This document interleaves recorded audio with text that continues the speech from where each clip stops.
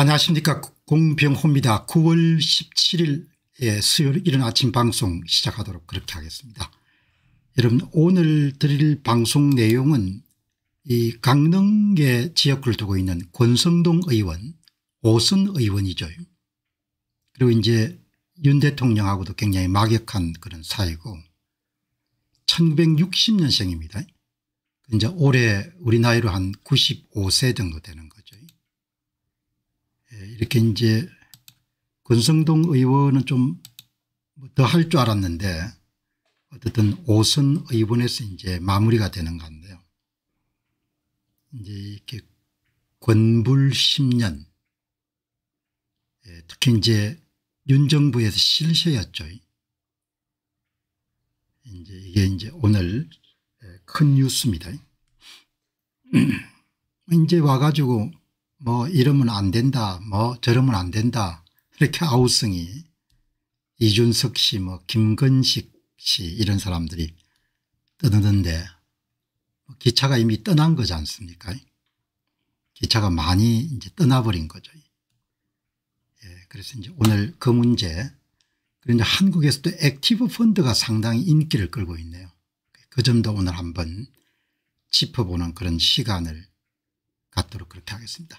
자, 일단 우선 한국 문제 살펴보도록 하겠습니다. 이 권성동 오선 의원이 이제 구속 수감이 됐는데 영장 발급을 해가지고 이제 혐의에 대해서 이제 재판 과정에서 가려지게 되겠죠. 권성동 의원은 통일교 측으로부터 돈을 받은 적이 없다 이렇게 이야기하고, 그다음에 특검 쪽에서는 돈을 받지 않았느냐 이렇게 이야기하는데, 어떻든 간에 이제 정치적으로 야당에서 조금 역할을 하는 사람들은 제거를 하는 거죠. 하나씩 제거를 해서 정치를 편하게, 강릉시에서 권성동 씨를 제거하게 되면은 그거를 이제 민주당 쪽에서 먹을 수가 있으니까 그런 동작을이라는 이렇게 거점 지역들은 어떻든 간에 이제 제거를 해야 자기 몫이 될 수 있지 않습니까? 그렇게 해서 이제 뭐 일단 혐의는 권성동 씨는 부인을 하고, 오늘 조선일보 일면 톱 기사네요. 그러니까 정치는 항상 이렇게 시작하게 되면은 마지막에 끝이 그렇게 좋지 않게 끝나죠. 좋지 않게 끝나고 난 다음에 되게 이제 무대에 사라지는 거니까 오래 갈 줄 알았죠. 강릉에 뭐 KTX도 멈추게 할 정도의 실세였으니까. 그리고 이제 권성동 의원도 뭐 그렇게 생각했을 겁니다. 자기는 뭐 오래 더 할 거다 이렇게 생각을 했겠습니까. 그렇게 해서 뭐 원내 대표할 때도 한국 선거 문제에 대해서는 일체 뭐죠, 문제가 없다고 이렇게 주장을 하고 이렇게 했으니까 어떻든 간에 윤 정부 하에서는 아주 위세등등 기세등등 했는데 이제 이게 결국은 이제 종착역이 다가온 겁니다. 통일교에서 이제 1억 정치 자금을 받은 혐의인데 본인은 뭐 현재 극구 부인하고 있는 것이고, 그리고 또 권성동 씨 측에서는 정치 보복이다 이렇게 이야기하고 있는데, 그건 뭐 재판 과정에서 밝혀지겠죠. 밝혀지게 되는데 금액이 많고 적음에 따라 관계없이 일단은 뭐 꼬투리가 잡히면은 정치적으로는 제거가 되는 거죠. 이 불법 정치자금 수수, 이 윤영호 전 통일교 세계본부장을 만나서 1억 원을 수수한 혐의로 그렇게 이제 구속 수감이 된 겁니다. 그러니까 이걸 딱 보면은 뭐 한국에, 저는 현직 정치인들 가운데 참 나라의 앞날이나 이런 부분들을 깊게 고민하는 사람도 있겠죠. 있지만 전부가 다 이제 직접 간접으로 협력해 가지고 무소불위의 그런 힘을 휘두를 수 있는 그런 지금 상황이 전개가 됐는데, 권성동 씨는 특히 이제 원내대표를 했기 때문에 일거수일투족이나 발언 같은 것이 상당히 이제 관심을 많이 끌었지 않습니까?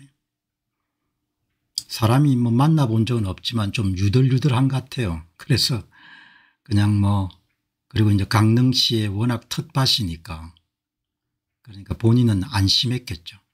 본인은 안심했고 본인이 이렇게 이제 정치적으로 제거 대상이 될 수 있으리라고는 꿈에도 생각 안 했을 겁니다.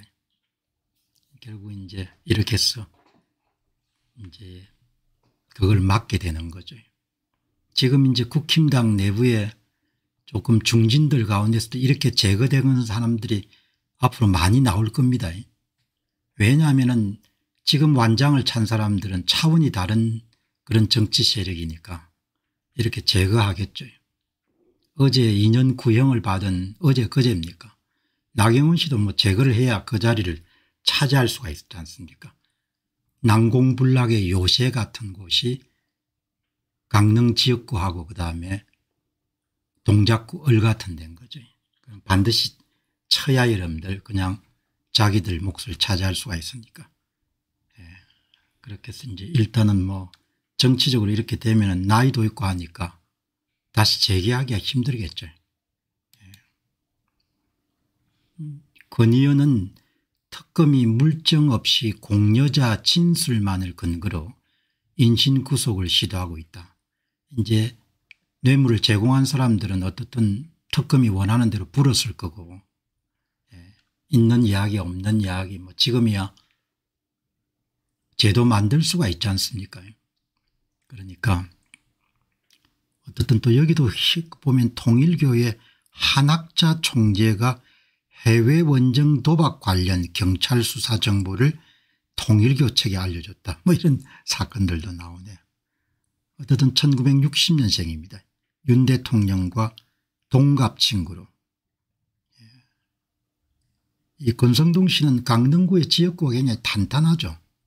탄탄하고 그다음에 무소속으로 출마해서도 당선될 정도니까 지역민들의 지원이나든지 이런 부분들이 그렇게 됐는데 그러니까 뭐 지금 영남권 국회의원들이 그렇게 생각 안 하겠습니까? 뭐 선거가 어떻게 되든지 간에 우리는 당선되니까 별 문제가 없다 이렇게 생각했을 것이고 그중에 한 사람이 아마 권성동 위원이 그렇게 생각했을 겁니다. 남들이 아마 아우성 치든 말든 국회의원 6번 7번 더 해먹을 수 있을 것이다 이렇게 생각했는데 결국 뭐 이렇게 여러분들 한 칼에 나가 떨어지지 않습니까? 예. 권 의원 측은 영장이 발부된 직후에 페이스북을 통해서 이재명 정권과 민주당의 정치 탄압이 본격적으로 시작됐다. 아마 앞으로 이제 국힘당의 중진 의원들 가운데 지역구 기반이 탄탄한 사람들은 아마 여러 명 아마 잡아 넣을 겁니다. 이번 구속은 첫 번째 신호탄이고 특검의 수사는 허구의 사건을 창조하고 있고 수사가 아닌 소설을 쓰고 있고 그래서 빈약하기 짝이 없는 공여자의 진술만으로 현역 국회의원을 구속했다. 그러니까 물증이 아직도 그렇게 뭐 확보가 안 되는 모양이죠. 영장을 인용한 재판부 역시 민주당에 굴복했고 수십 년 갈지 수백 년 갈지 모르는데 판사들이 그냥 바람만 불어도 눕는 사람들인데 당연히 영장을 발부를 하죠. 아무리 탄압하더라도 반드시 진실을 밝히고 무죄를 받아내겠다. 그게 쉽지가 않다는 겁니다. 모든 것이 다 넘어간 상태이기 때문에. 그지? 예. 그러니까 뭐 참 안 됐는데 나는 뭐 별 문제 인간이라는 것이 기본적으로 대단히 이기적이지 않습니까? 그러니까 자기한테 피해가 조금이라도 오지 않으면은 불의에 대해서도 불법에 대해서도 침묵할 수 있는 그런 게 이제 인간이니까 그런 전형적인 사례를 본 거죠 우리가. 예. 권성동 의원이 뭐 이번에 이제 제거되면 정치적으로 재개하기가 힘들죠. 65세 정도 되니까. 남 뭐 강 건너 불처럼 생각했을 겁니다. 사람이 뭐 마지막까지 자기가 당하기 전에는 그렇게 생각하지 않습니까? 저 사람 참 잘 당하네. 좀 안 됐긴 했지만 나는 뭐 별 문제가 없으니까 알바 아니다. 알바니오 이렇게 안 했겠습니까? 어떻든 간에 권성동 의원이 제거되면 이제 더불어민주당이 한석 더 차지할 수가 있으니까 지역구에. 예, 그렇게 정리하면 되겠네요. 이 울릉도가 아니고 울릉도죠. 제주도하고 같은 문제가 또 울릉도에 생겼네요. 일본은 여러분 내수시장이 뭐 한 1억 정도 되니까 크고, 그다음에 일본은 청결이 유명하지 않습니까? 청결. 그리고 일본 사람들은 기본적으로 친절이 몸에 배어 있는 거죠. 서비스업 같은 거가. 그러니까 한국인들이 뭐 1000만 명 이렇게 1년에 여러분들 일본을 방문하더라도 일본에서 바가지를 썼다 이런 게 없지 않습니까? 그런 소문이 뭐 거기도 있겠지만 거의 뭐 공론화된 적이 없지 않습니까? 한국은 바가지 이야기가 많죠. 그냥 고객을 그냥 덮어 씌우는 겁니다. 그러니까 한국 사람들은 기본적으로 서비스이 잘 몸에 맞지 않는 사람들인 거죠. 그래서 좀 거친 겁니다. 그리고 고객을 대하는 태도나 이런 부분들이 그렇게 이제 정교하거나 그러지 않죠. 그러니까 한국인들이 일본을 가면 굉장히 편안하게 느끼는 겁니다. 왜냐하면 서비스를 제공하는 사람들이 고객을 진짜 대단하게 생각하니까. 그 뭐 지금 이제 울릉도뿐만 아니고 그다음에 무슨 여기에 서해안에 그런 항구 도시의 덤탱이 사건이라든지 제주도 사건이나 다 이런 부분들이 이제 고객들이 안 가지 않습니까? 뭐 울릉도에 가서 뭐가 볼 게 많겠습니까? 46만 명 정도가 20만 명까지 내려앉은 거거든요. 그죠? 그러니까 이게 다 여러분 어디에서 연유하는 거 하니까 직업의식이 결여되어 있는 겁니다. 직업의식이. 그러니까 지난 5년간 한국 문제를 제가 다루면서 우리가 진짜 근대화를 제대로 치르지 못하겠구나. 의식의 근대화. 그중에 가장 뼈아픈 것이 직업의식이 많은 분야에 결여되어 있는 겁니다. 그러니까 대충 때우는 겁니다. 판사가 판사 일을 제대로 안 하고 대법관이 대법관 일을 제대로 안 하고 검사가 검사 일을 제대로 안 하고 국회의원이 국회의원을 제대로 안 하는 겁니다. 그러니까 모든 면에서 여러분들 문제가 생기는 겁니다. 여러분 저는 여러분들은 어떻게 보실지 모르겠는데 저는 딱 이 자료 보고 있죠. 울릉도가 볼 것이 없다 이렇게도 볼 수 있겠지만 다르게 보게 되면 사람들이 울릉도를 가가지고 학을 뗐구나. 그래서 커뮤니티나 이런 데 평판이 엄청 나빠졌구나. 거기를 내가 왜 가냐. 절반 이하로 줄었지 않습니까? 절반 이하로. 그런데 이 이제 서비스 정신 서비스 매너를 몸에 익히는 것이 그게 수십 년 수백 년 가야 되는 일이거든요. 그게 힘든 겁니다. 그게 이제 평판이 한번 무너지게 되면 이제 안 가거든요. 이제 안 가는 겁니다. 이걸 이제 뒤집기가 힘든 겁니다. 그러니까 이걸 근원을 따지게 되면은 직업의식이 결여되어 있는 직업의식이 결여되어 있다는 이야기는 기본적으로 자기가 받는 몫만큼 상대방에게 제공을 못하는 거죠. 정의라는 것이 각자에게 합당한 몫을 돌려주는 거지 않습니까? 장사를 하게 되면 고객이 오면은 고객에게 적당한 그런 가격을 붙여서 상품과 서비스를 제공하고 그것이 합당한 정도의 상품이나 서비스를 제공해 줘야 될 거 아니에요. 그게 안 됐다는 거잖아요. 그죠? 그게 이게 좀 간단한 그냥 울릉도 관광객 추이가 줄어들구나 이렇게 보고 넘어갈 수 있는데 이게 보통 심각한 문제가 아닌 겁니다. 이게 한국의 총체적 난명상을 보이는 거죠. 이게 여러분들 그렇게 돌아가는 겁니다.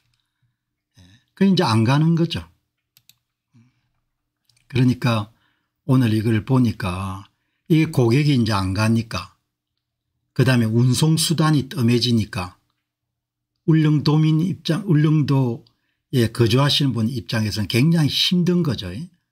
그 운항 편수를 높여달라. 그 운항 편수를 높여달라면 뭐 그 배를 운영하는 그런 해저 운송사 이런 데가 해상 운송사 이런 데가 무슨 땅 팔아서 배를 운영하는 거 아니잖아요. 수지 타산이 맞아야 되는데 배가 한번 떠서 여러분들 울릉도를 올 때마다 빈자리가 많으니까 손실이 발생하게 되면은 결국 누군가 그 비용을 충당해 줘야 되지 않습니까? 그 이제 정부가 이런 보조금을 줄 수도 있겠지만 그럴 형편이 안 되면은 당연히 여러분들 운송사 입장에서는 편수를 줄일 수밖에 없는 거죠. 그게 여러분 오늘 기사가 쭉 실렸네요. 울릉도를 찾는 관광객이 최근 수년간 해마다 감소세를 보이는 가운데 주요 여객선 운항까지 중단되자 일부 주민이 항해에 나섰다. 이렇게 여러분들 되지 않습니까? 악순환이 일어나는 거죠. 요즘에 바가지 씌우고 쏘기고 그러면 안 되지 않습니까? 왜냐하면은 과거와 달리 이제 평판을 유지하는 것이 굉장히 어려운 시대가 됐지 않습니까? 그러니까 참 이러다 주민들이 다 죽겠다. 울릉도 사시는 분들이 굉장히 힘들겠죠. 이런 여객 편수가 현저하게 여러분들 줄어들어 버렸으니까. 그 이제 여기에 독점권을 갖고 있는 선사인 H해운의 경영난으로 운항이 중도됐다. 아마 경북 울진 후포항과 울릉도를 잇는 여객선이니까.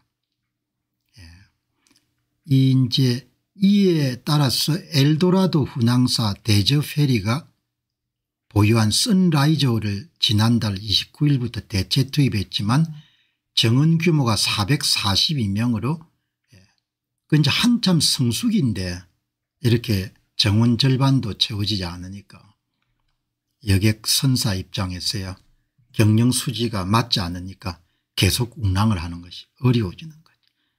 가장 중요한 이런 문제에 가장 중요한 거는 방문객 수지 않습니까? 이 방문객 수가 왜 줄어들었냐 이 문제를 봐야 문제를 해결할 거 아닙니까? 본래 여러분들 섬이라는 데가 조금 폐쇄성이 강하죠. 제주도 마찬가지고. 그러니까 각별하게 노력을 해야 되는 거죠. 서비스 마인드와 서비스 태도를 갖추기 위해 가지고. 이제 뭐 그런 것은 눈에 안 보이는 부분이니까 지방자치단체들도 사람들이 찾아오면 계속 찾아올 걸로 그렇게 생각을 했겠죠. 그리고 뭐 이거를 지방자치단체가 단속해가 막을 수가 없지 않습니까? 뭐 식당에 한두 군데도 아니고 어마어마하게 많은데 그걸 어떻게 다 단속하겠습니까? 사람들이 의식이 서비스를 제공한다. 고객은 진짜 왕이다. 이렇게 생각해야 되는 거예요. 그러니까 그런 거 배하면 여러분 일본한테 한참 돼도 안 되는 겁니다. 그러니까 수십 년이 걸려도 바뀔지 모르겠어요. 이 이제 관광객 감소가 가장 큰 원인이에요. 실제 관광객들은 비싼 물가도 방문을 주저하게 된다. 비싼 물가가 물론 이제 울릉도가 육지하고 떨어져 있으니까 비쌀 수밖에 없지만 사람들이 기분 나쁘게 비싼 거죠. 그러니까 기분 나쁘게 그거 하니까 그러니까 이제 사람들이 학을 떼는 겁니다. 언론이라는 것이 이러면 얼마나 영향을 많이 미칩니까? 이런 데서 여러분들 노출되면 누가 가려고 하겠습니까? 이제 바가지 비계 삼겹살 이런 것이 제주하고 비슷한 문제가 이번에 또 이제 터졌는데 여기 보시게 되면 이게 울릉도는 원래 이런가요? 비계 삼겹살 논란에 결국 고개 숙인 곳. 이게 7월 24일 날 크게 여러분들 사람들 이목을 끌었던 거죠. 울릉도를 찾은 한 여행 유튜브가. 그게 이름 다 이게 이제 의식하고 관련되지 않습니까? 정직해야 되잖아요. 고객한테 이런 덤탱이를 그냥 덮어 씌우면은 한 번 보고 이제 안 보겠다는 거죠. 그게 옛날에는 그냥 혼자만 알게 됐는데 이제는 공론화돼 가지고 부메랑이 돼서 엄청난 여러분들 피해를 끼칠 수 있지 않습니까? 이게 또 3월 10일입니다. 이절만 할 때가 되면은 울릉도 기사가 뜨는 겁니다. 여긴 울릉도 밑반찬만 나오는 백반 항해하자 돌아온 답변. 내가 직접 여러분들 당하지는 않았지만 댓글을 보게 되면은 아이고 이게 보통 문제가 아니구나.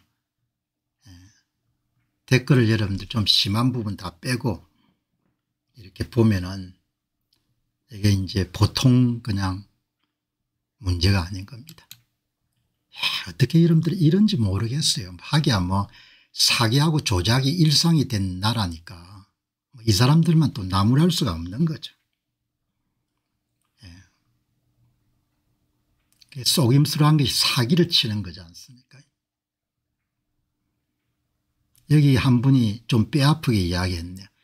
울릉도는 육지 사람들을 귀한 줄 모릅니다.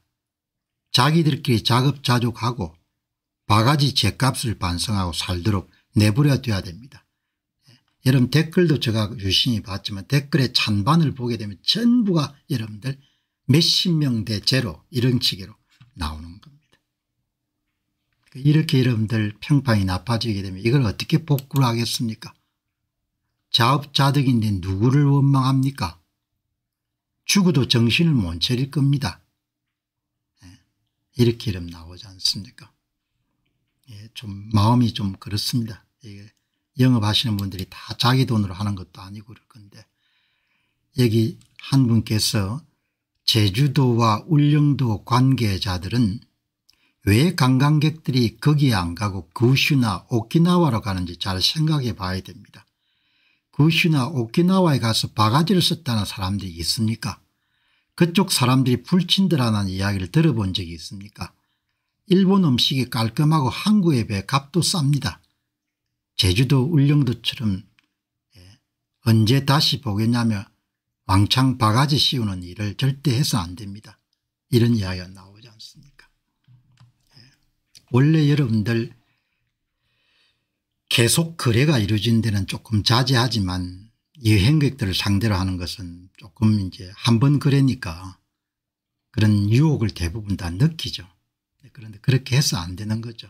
왜냐하면 그렇게 하는 것이 평판이라는 것이 다 공유제니까 공유제는 자기가 비용을 치르고 자기가 이런 혜택을 누리는 게 아니니까 이렇게 이제 기회주의적 행동이 계속 나와 가지고 전체가 제주도나 울릉도로 안 가는 그런 상황이 벌어지는 겁니다.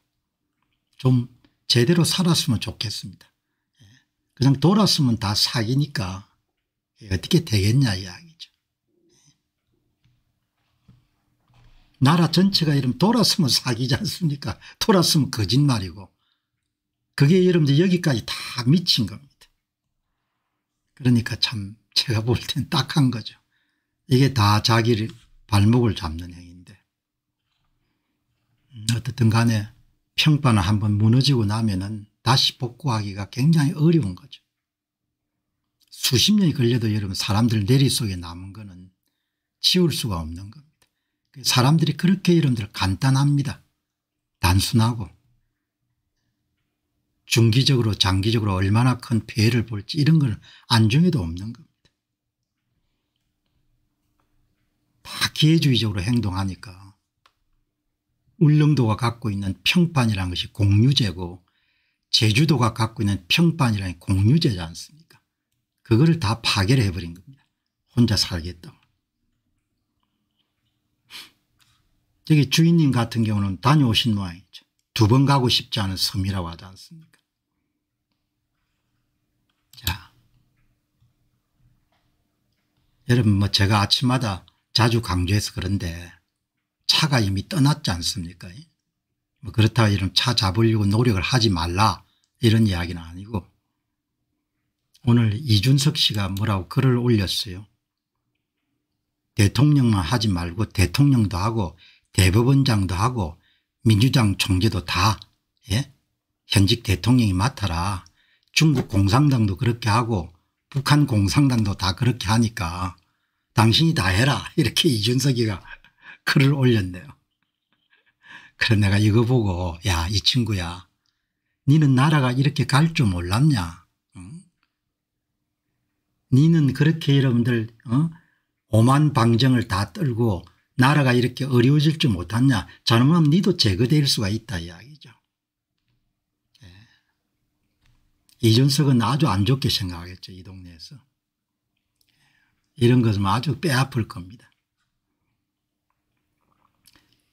이준석 개혁신당 대표가 상권 분립이 거추장스럽다면 이재명도 개헌을 해서 대통령도 하고 대법원장도 하고 민주당 총재를 전부 다 겸직 맡으면 될 것이다. 이런 이야기를 했으니까 그 동네 사람들 얼마나 여러분들 언짢겠습니까? 그래? 니부터 한번 손을 봐야겠다. 이렇게 생각하는 사람들이 지금 완장찬 사람들 사이에 많을 겁니다. 이준석은 특히 이제 악랄하게 행동을 했죠. 저는 5년간 한국 사회 바닥 그 밑을 본 것 같아요. 5년 동안 활동하면서 가장 큰 성과가 뭐냐 이렇게 물으면은 한국 사회의 바닥을 본 거고 한국 사람 뭐 그거보다 조선 사람이 더 나을 것 같습니다. 조선 사람의 심성 깊숙이 있는 모든 것을 다 본 것 같아요. 그 어마어마한 자산을 얻은 거죠. 그죠? 이준석은 뭐 저보다 여러분 나이가 한참 여러분들 젊지 않습니까? 그런 젊고 젊은 사람들이 불의와 타협하고 일신의 영광과 영화를 위해 가지고 불법을 용인하고 거짓말을 하고 사기를 치는 걸 보고 야, 내 입에서 여러분들 그냥 입에 그냥 조선 사람이라는 이야기가 수시로 튀어나오는 겁니다. 혼자 있을 때. 그죠? 또 뭡니까? 지금 이름은 잊어버렸네요. 그게 무슨 단짝이 돼가지고 활동하던 사람이 누군지 모르겠네. 이렇게 될 줄 몰랐냐 이야기죠. 잘못하면 네가 제거가 될 거다. 그런 생각이 드는 겁니다. 이 사람들이 이런 걸 올리면 얼마나 기분이 나쁘겠습니까? 그래? 이제 우리가 공박사 이야기에 의하면은 4년을 갈지 40년을 갈지 400년을 갈지 모르는데 네가 이런 합성 사진을 우리 절대 지존을 위해서 이런 모욕적인 글을 올려? 이렇게 생각할 겁니다. 까칠하게 글을 썼네요. 그러지 까칠하게 글을. 상권 분립이 거추장스럽다면은 대통령도 개헌을 해서 대통령 겸 대법원장 겸 민주당 총재를 맡으면 될 일이다. 지금 이렇게 하고 싶고 이렇게 하고 있는데 그걸 이렇게 대놓고 뭡니까 까발리게 되면 미움을 살 수밖에 없지 않습니까?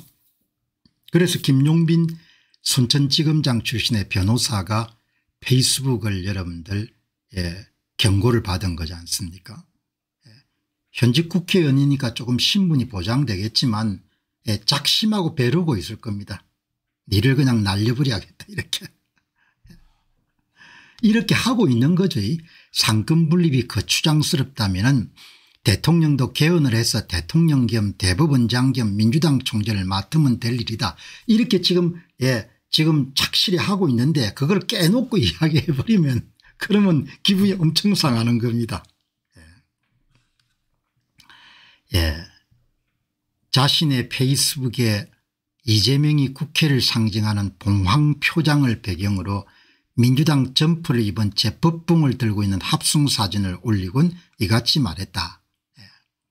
중국에 가보면은 최고 지도자가 국가주석 겸 당 총서기 겸 중앙군사위원회 주석을 모두 겸직하는 것이 중국 나라 운영 방식이다. 휴저슨 윈 북한에는 국무위원장 겸 노동당 총비서 겸 인민국 최고사령관을 겸직하는 지도자가 있지 않느냐. 어느 쪽 모델을 삼아도 이미 수십 년째 나름 검증된 방식이다. 민주당이 꿈꾸는 세상과 잘 어울릴 것이다. 그죠? 말은 제대로 했네요. 민주당이 꿈꾸는 세상이 어떤 세상이겠습니까? 그거를 그래도 이준석이가 나름대로 여러분들 잘 이야기를 했네요. 그죠? 어느 쪽 모델을 삼아도 이미 수십 년째 검증받은 모델이니까 그 모델을 그냥대로 나라를 끌고 가자 이렇게 그냥 솔직하게 이야기하고 해라 이런 이야기지 않습니까? 이준석이가. 공교롭게도 중국도 북한도 다 자기 체제를 민주주의라고 주장합니다. 그러니 정부 여당도 유튜브 나팔수들에게 부탁해서 대통령 겸 대법원장 겸 민주당 총재 체제를 새로운 한국식 민주주의라고 광고하면 될 일입니다.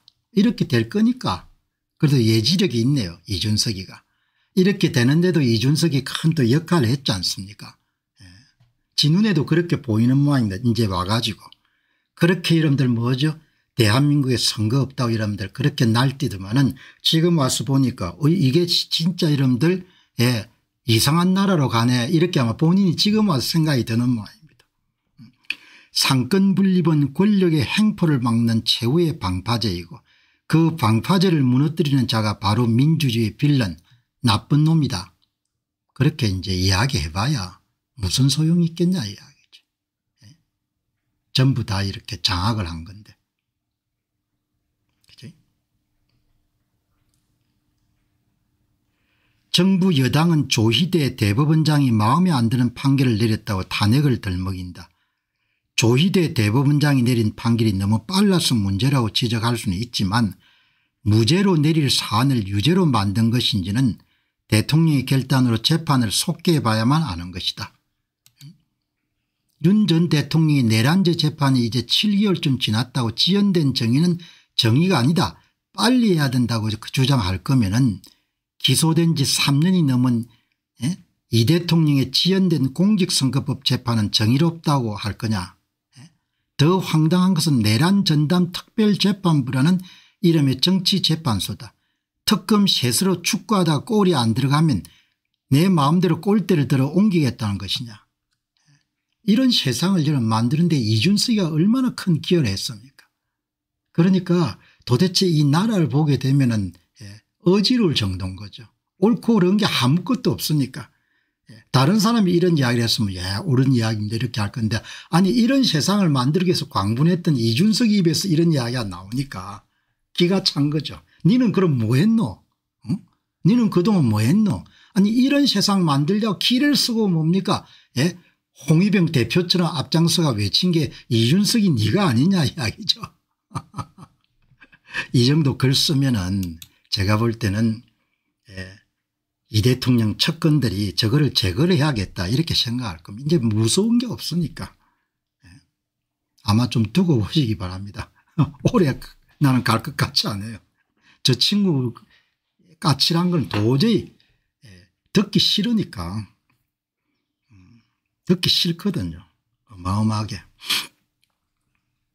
이제 와가지고 뭐 정신이 좀 드는 모양인데 자기가 무슨 짓을 했는지 아직도 잘 모르는 것 같아요. 이제 보면 뭐 여기 김건식이란 사람 앞에서 말씀드렸지 않습니까? 제가 5년 동안 얻은 수확이 가장 큰 것이 있다면은 대한민국의 이런 뱃속까지 본 겁니다. 대한민국의 소위 그 엘리트들 서울법대 출신들의 그런 엘리트들이 어떤 사람인지 그리고 소위 대한민국의 식자층들이 어떤 사람들인지 이 사람이 경남대학이지 않습니까? 2번 국회의원 나와가지고 떨어진 거죠. 영원히 국회의원 될 수가 없습니다. 이제 그냥 정치권 주변에 뭐 이렇게 저렇게 가면서 뭐 논평이나 하고 이렇게 이제 살다 가겠죠. 역사의식이 전혀 없는 겁니다. 국민을 생각하는 마음도 없고 설령 그런 두 가지가 없더라도 마음에 선악에 대한 개념도 없고 정의 부정에 대한 개념도 없는 것 같아요. 본인 선거 결과가 어떻게 이름 나왔는지를 수백 번 가르쳐줘도 그냥 엉뚱한 이야기만 하고 있는 겁니다. 그러고 나서 이제 대학 교수 출신이나 그런 또 그럭저럭게 써가지고 올렸네요. 국민의힘도 선출 권력인 107명 국회의원이 나서서 인명 권력인 헌재 재판관 당장 나가라고 윽박질러 대는 거냐.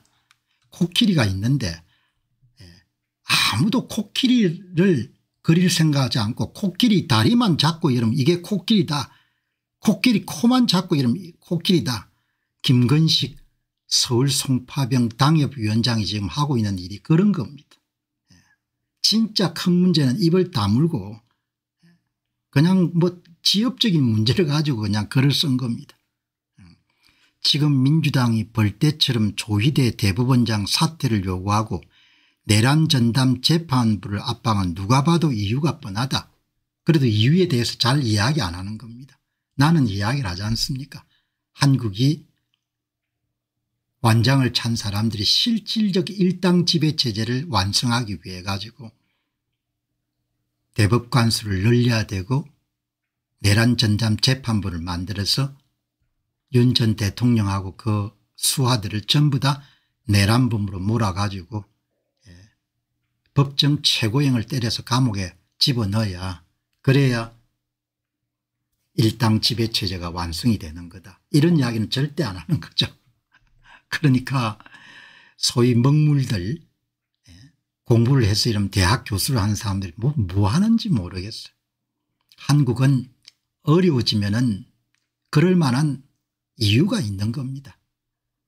5년이란 길고 긴 세월이 주어졌더만 한국의 국민들 가운데 일부가 그렇게 여러분들 저항하고 외쳤는데 한국의 엘리트들은 전부 다 외면을 한 거죠. 그렇게 해서 이제 오늘까지 이렇게 온 겁니다. 시간이 없었던 것도 아니고 기회가 없었던 것도 아니죠. 하나같이 전부 다 그 기회를 이용해서 마땅히 해야 될 일을 담당하는 사람들이 전부 다 국민을 배반해 버린 겁니다. 그래서 지금 이 정도 상황까지 온 겁니다.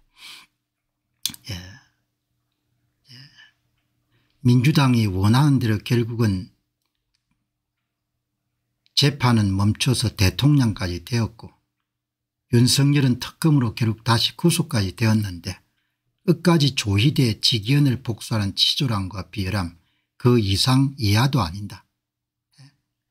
내란 특별재판부 입법이 위헌이라니까 그거는 설거문이 발을 빼고 지금 민주당의 논리는 딱 하나 선출 권력이 임명 권력보다 우위라는 것이다.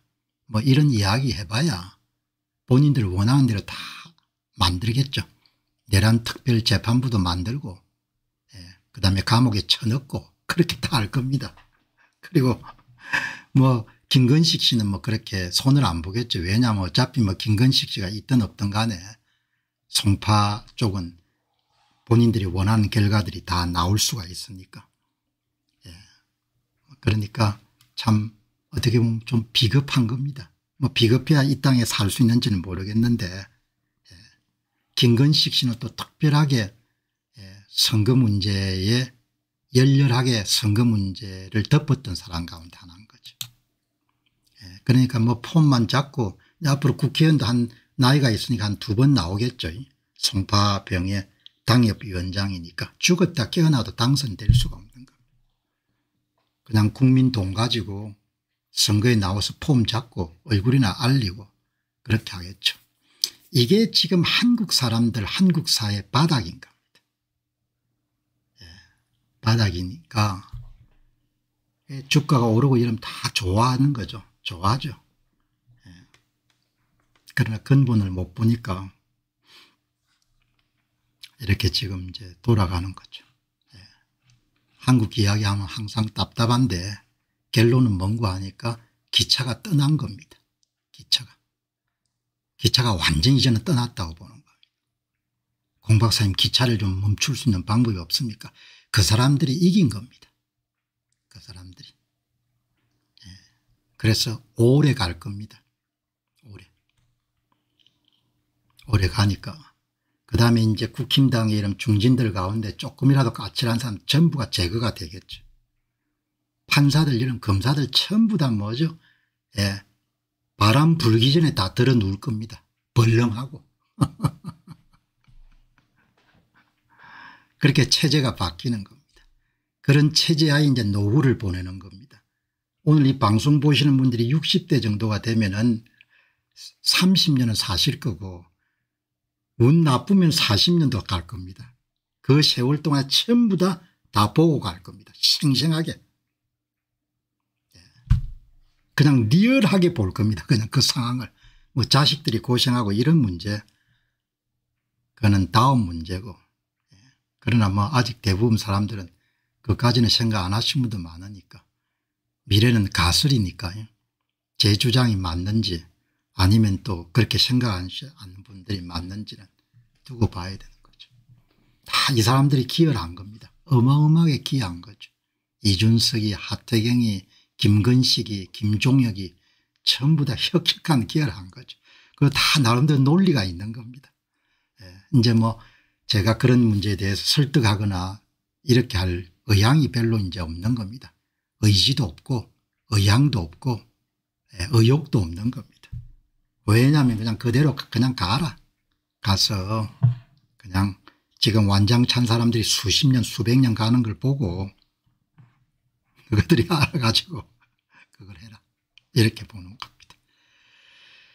자, 이런 낙담하실 필요는 없고 뭐 어차피 삶은 또 계속돼야 되니까. 자, 이제 오늘 국내 문제는 이 정도로 여러분들 정리하고 그다음에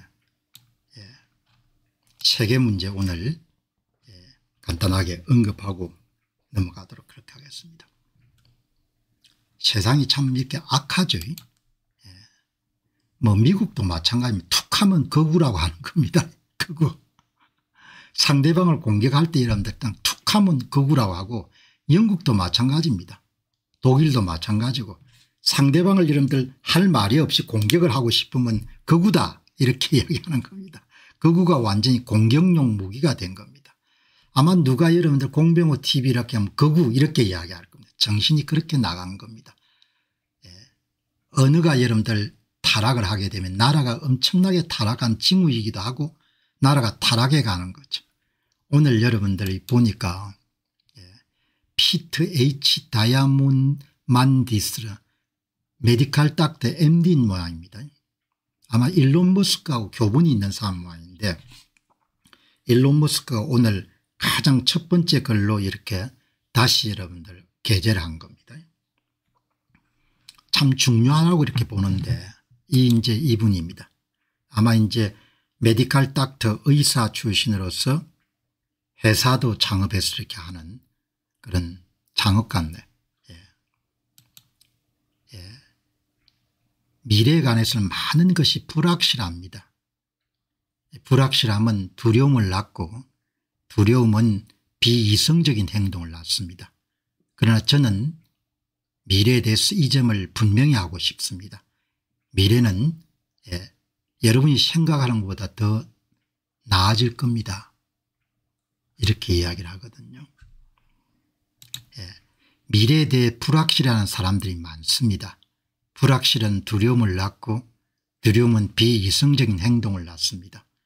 분명히 말하지만 미래는 여러분이 생각하는 것보다 훨씬 낫습니다. 우리는 지구상의 풍요를 늘려가고 있으며 인간의 건강 수명을 연장하고 교육, 에너지, 의료 비용을 낮추고 민주화하고 있습니다. 지금은 인류 역사상 가장 놀라운 시대입니다.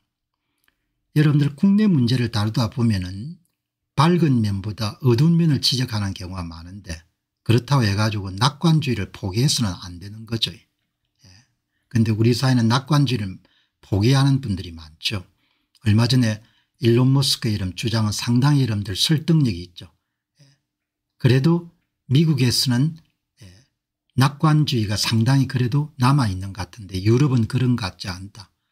낙관주의를 이런 나타낼 수 있는 지표라는 것은 첫 번째는 자살률이 낮고 그다음에 출산율이 조금 낮지 않을 때가 사람들이 여전히 낙관론을 갖고 있다는 것이다. 사람은 낙관적인 견해를 가지고 있을 때는 스스로 목숨을 끊지 않고 낙관론을 갖고 있을 때 많이 자식을 낳아서 키운다는 거죠. 여러분 사업가로서 일론 머스크도 굉장히 뛰어나지만 그런 간단한 코멘트가 그 양반이 갖고 있는 사유체계의 단면을 우리에게 보여주는 거지 않습니까? 자식을 낳는다는 것은 미래에 대해서 낙관론을 갖고 있다는 것이죠. 어려움 속에서도 목숨을 끊지 않는다는 낙관론을 갖고 있다는 건데 우리 사회가 두 가지 다 낮은 겁니다. 그래서 우리나라가 낙관론 지표를 아마 조사해 보면은 상당히 좀 많이 낮은 편에 속할 겁니다. 그럼에도 불구하고 세상은 좋은 세상이지 않습니까? 옛날에는 조선조 말기를 살았던 사람 생각해 보시기 바랍니다. 조선을 떠날 수가 없었거든요. 조선을 떠날 수 없었던 겁니다. 지금 제가 여러분들 ETF 상장지수 펀드 여러분들 방송을 많이 내보내는데 지금은 몸은 못 가더라 이러면 돈은 내보낼 수가 있지 않습니까? 그러니까 세상이 대단히 좋아진 겁니다. 유튜브를 보게 되면 여행을 안 하더라도 세상의 구석구석을 다 가볼 수가 있는 겁니다. X를 들어가 보면 관심만 조금 있으면은 세상에서 어떤 일이 일어나는지를 다 보고 느낄 수가 있는 겁니다. AI를 활용하게 되면 그동안 여러분들 꼭 대학을 가야만 배웠던 것을 다 배울 수가 있는 겁니다. 그러니까 낙담할 필요는 없다는 겁니다. 인류는 역사상 가장 놀라운 시대를 지금 살고 있는 겁니다.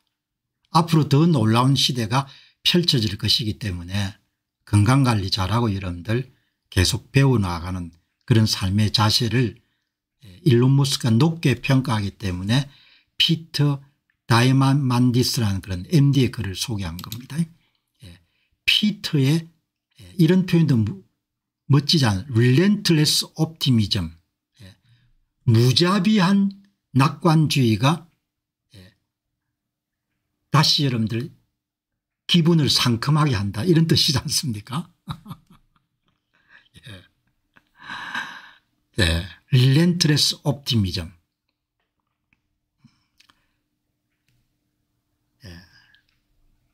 그래서 뭐 비관론을 가지면 도움이 되는 게 하나도 없죠.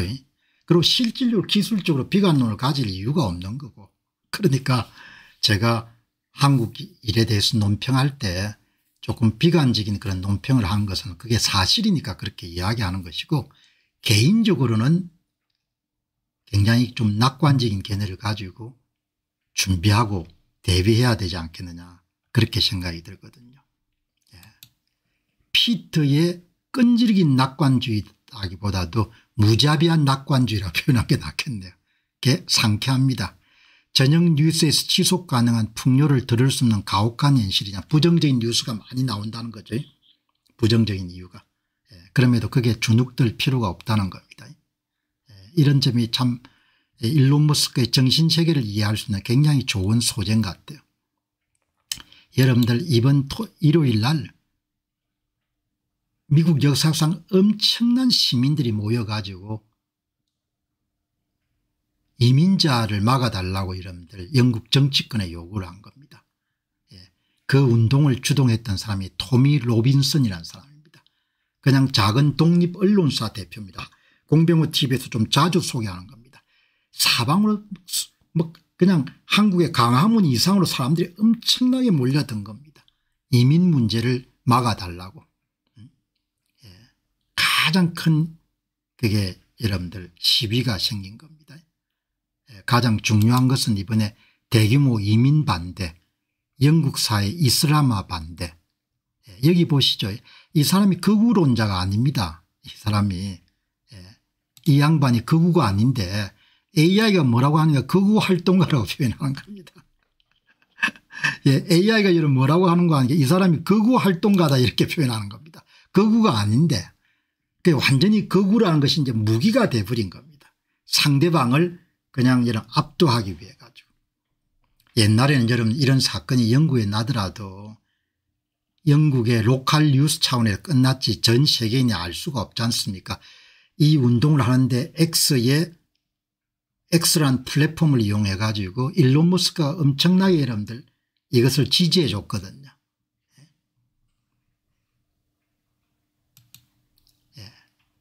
이제 영국 총리죠. 이스라엘에서 여러분들 굉장히 좋지 않은 시각을 갖고 있는 사람이지 않습니까? 그 영국도 참 정치인이 문제인 겁니다.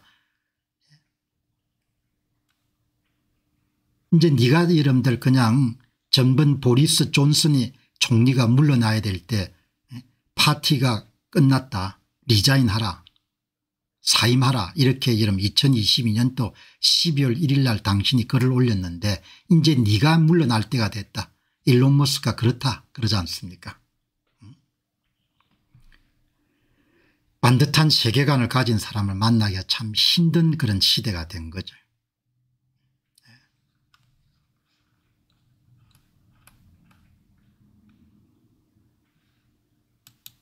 여기 보시기 바랍니다. 미국의 주류 언론사들이 아주 극좌에 있습니다. 그래서 그들에게 모든 것이 다 극우적으로 보이는 겁니다. 미디어는 뻔뻔하게도 극좌 편향되어 있습니다. 그래서 그들에게 모든 것이 극우로 보이는 겁니다. 가끔가다 여러분들 어디 보면은 저를 보고 극우 뭐 이렇게 보이는데 진짜 정신 나간 이야기인 겁니다.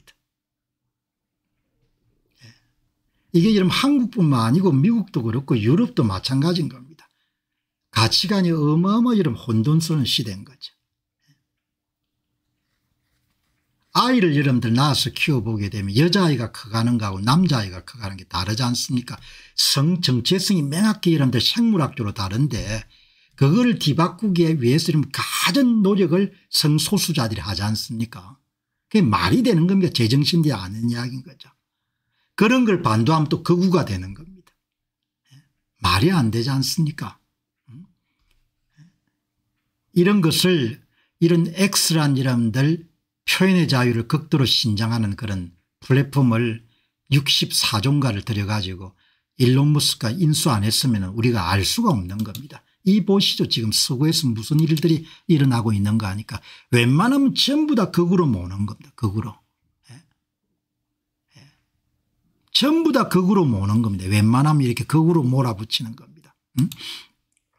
극우란 용어가 너무 느슨하게 적용되어 진짜 극단주의 사례를 찾아내는 데 무용지물이 되었습니다. 사람들을 공격하는 데 더 자주 사용합니다. 이렇게 극우라고 이야기하지 않습니까?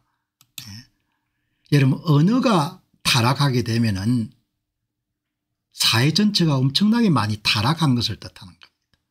그러니까 언어가 여러분 타락하거나 언어가 혼란스러워지지 않도록 굉장히 주의를 해야 되는 거죠. 그래서 우리 한국 영화 여러분들 욕을 많이 쓰고 이런 것 전체가 전부 다 사회적 병리 현상 중에 하나인 겁니다. 욕을 안 쓰면 안 되지 않습니까? 한국 영화처럼 거친 이런 표현이 어디 있습니까? 동남아 아시아권의 이런 영화 한번 비교해 보시면 한국 여러분들 언어가 영화 언어가 가장 여러분들 이 극단적입니다. 욕설을 많이 하는 거죠.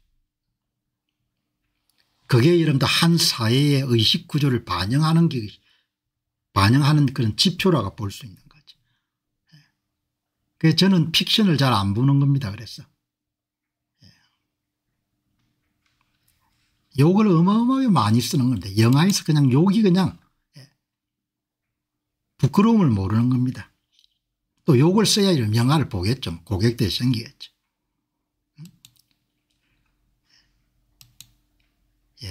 J.D. 펜스가 이런 이야기를 하지 않습니까? 이번에 찰리 커크의 여러분들 죽음을 찬양하는 그런 사악한 자들과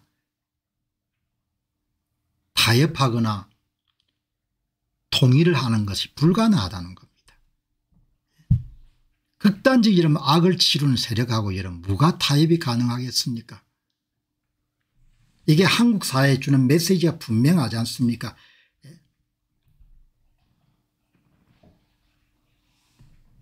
사람이 죽었는데 젊디 젊은 사람이 여러분들 아이 2명을 낳고 여러분들 부인을 남기고 여러분 총으로 죽었는데 아무리 정치 이념이 다르다고 하더라도 이런 그 사람을 그런 죽음을 찬양하는 그런 미친간 같은 사람들하고 어떻게 여러분들 대화를 하고 이런 합의를 보고 통일을 이루는 겁니까? 있을 수가 없지 않습니까?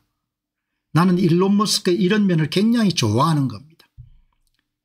뭐냐? 부자 때문에 좋아하는 게 아니고 생각이 반듯하는 겁니다. 왜? 생각이 반듯한 사람을 만나기가 너무나 어려운 시대가 됐으니까. 지금 대한민국에 보시기 바랍니다.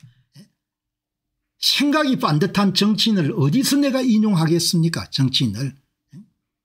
홍준표 씨가 그랬습니까? 나경원 씨가 그랬습니까? 윤상현 씨가 그랬습니까? 이번에 구속된 권성동 씨가 그랬습니까? 상대방은 다른 쪽은 뭐 그렇다고 치고 여러분들 그거는 뭐 논의할 가치가 없습니까?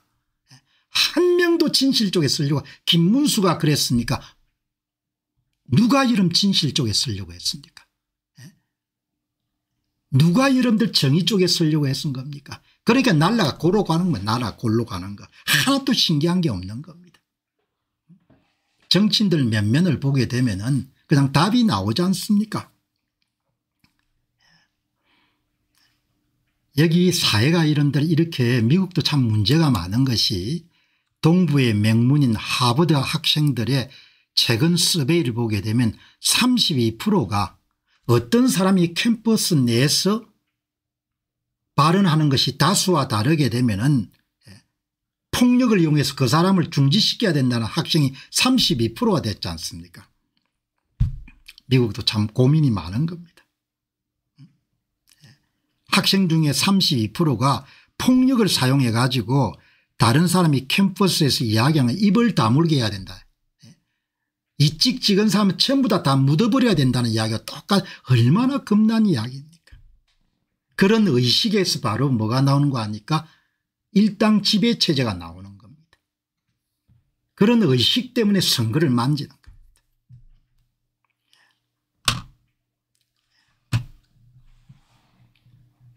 이런 부분에 대한 각성을 불러일으키는데 테슬라 이름 일론 머스크가 큰 기여를 한 거죠. 사람들은 그 가치를 모르는 겁니다. 공공재이기 때문에. 남자를 여자로 만들고 여자를 남자로 만들고 그거를 찬양하고 그걸 이런 초등학교 교육부터 이런 강행하기 위해서 노력하고 그게 정신 나간 일이지 않습니까? 손자 손녀 키워보면 여러분들 인형 갖고 노는 여러분들 손녀하고 여러분들 그다음에 비행기 갖고 노는 손자가 완전히 다르지 않습니까? 그런데 유감스럽게도 귀한 것을 지키려고 하는 의지가 없으면은 뭐 그거를 누가 지켜주겠습니까? 미국이 우리를 지켜달라. 트럼프 대통령이 여러분들 자비를 베풀어서 좀 우리를 지켜달라. 그게 다 허황된 이야기지 않습니까? 이스라엘 사람들이 도널드 트럼프 대통령 보고 우리 자유를 지켜주시기 바랍니다. 미국이 우리를 좀 지켜주시기 바랍니다. 그렇게 요구한 거 봤습니까? 얼마나 창피하게 우리가 생각이 하겠습니까? 건국 77년 해방 80년이 돼 가지고 모든 걸 다 지금도 여러분들 외세에 여러분들 의존하는 그런 상태가 된 겁니다. 의식 구조도 마찬가지고 엄청나게 창피한 겁니다. 한국이 뭐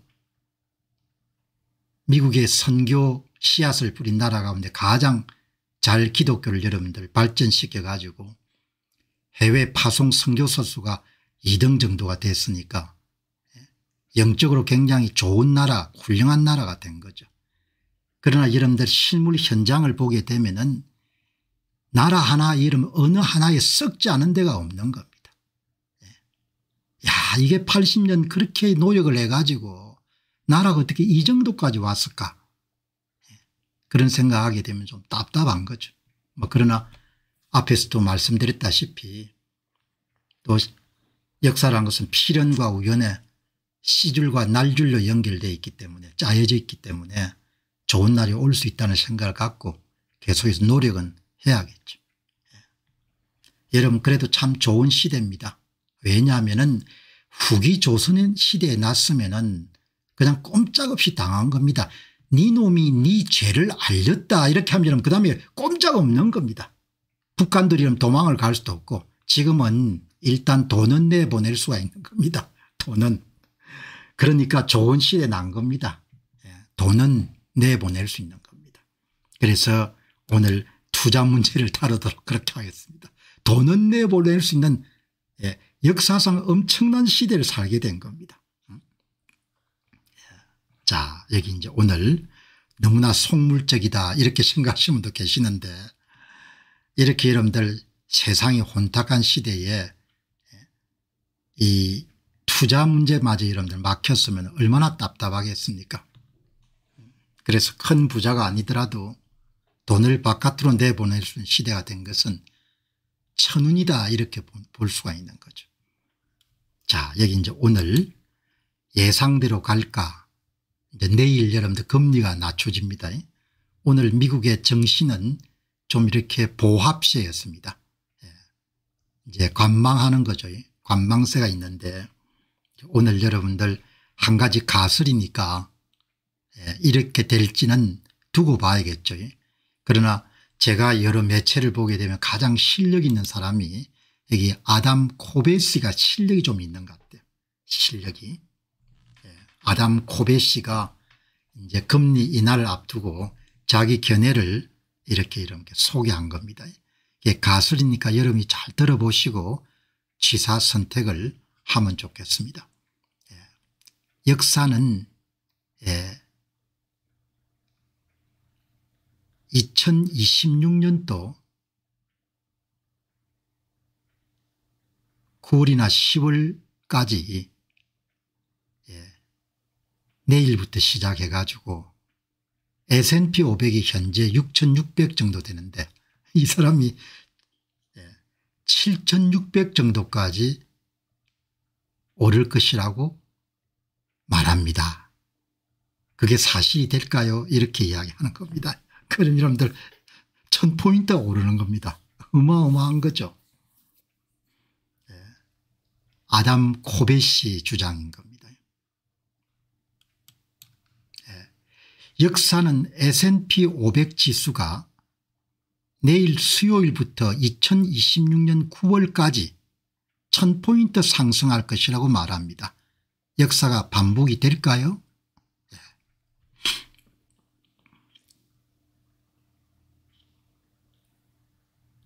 강세장이 펼쳐지는 거죠. 강세장과 동시에 물가가 엄청나게 오르는 겁니다. 여기 보시면은 닐리아님께서 어제도 제가 4개 정도 장을 보았는데 8만 원을 썼습니다. 물가가 정말 장난이 아닙니다. 현장 이야기 잘 해주셨네요. 주식시장의 강세장과 동시에 물가가 어마어마하게 오르는 겁니다.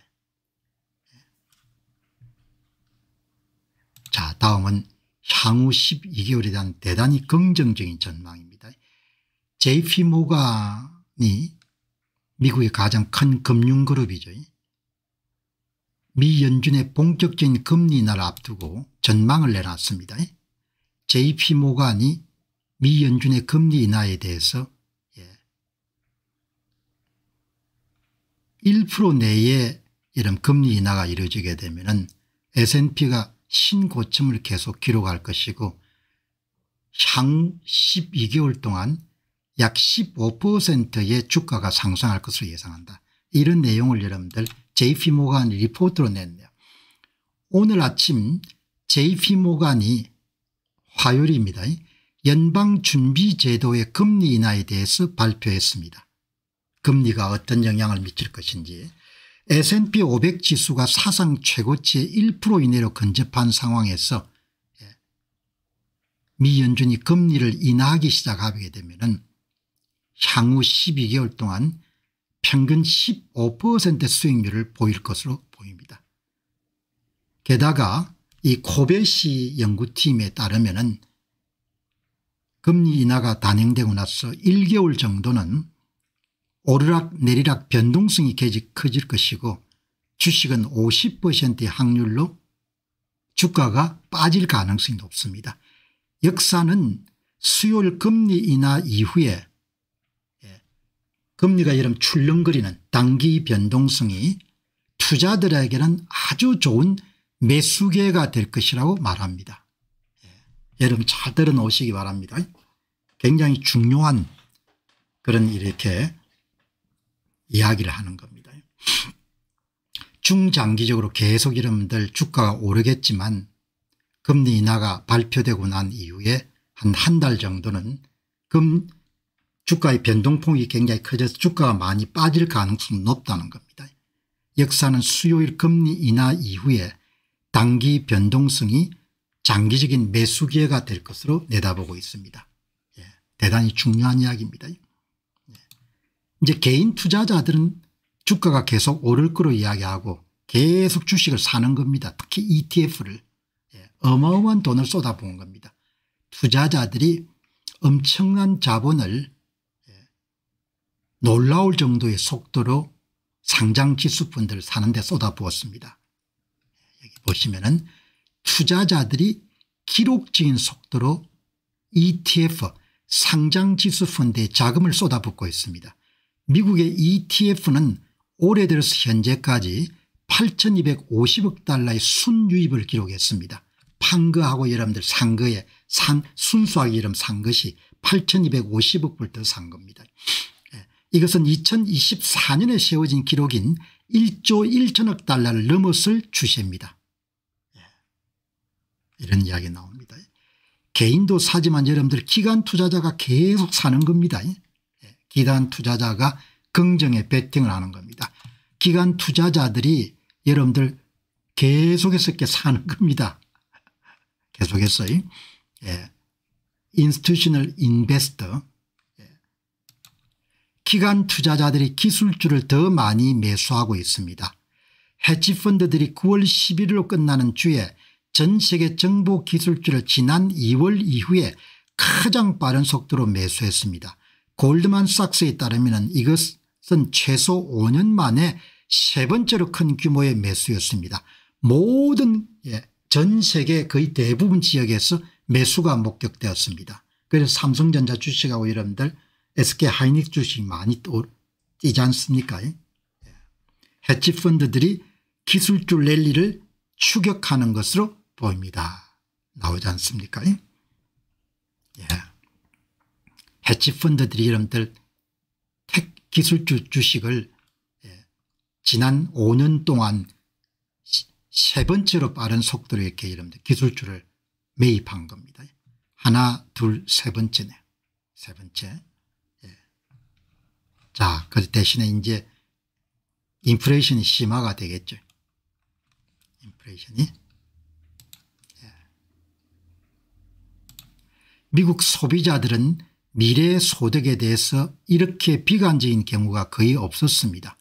미국인 10명 가운데 7명은 앞으로 1, 2년간 자신의 소득이 물가 상승을 따라잡지 못할 것이 생각하고 있고 이것은 최소 30년 만에 가장 높은 수치입니다. 대다수 미국인들은 인플레이션이 계속해서 그들의 자산을 갉아먹을 것으로 예상하고 있습니다. 현장에 있는 사람들이 다 아는 거죠. 자, 여러분 오늘 핵심 메시지를 다 정리한 겁니다. 아담 코베시 편집자가 여러분들 중요한 메시지만 이 양반이 직접 이야기하는 것 같아요. 자, 여기 보시죠. 2025년은 1996년 이후에 S&P 500이 사상 최고치를 기록한 상황에서 금리가 인하는 세 번째가 될 것입니다.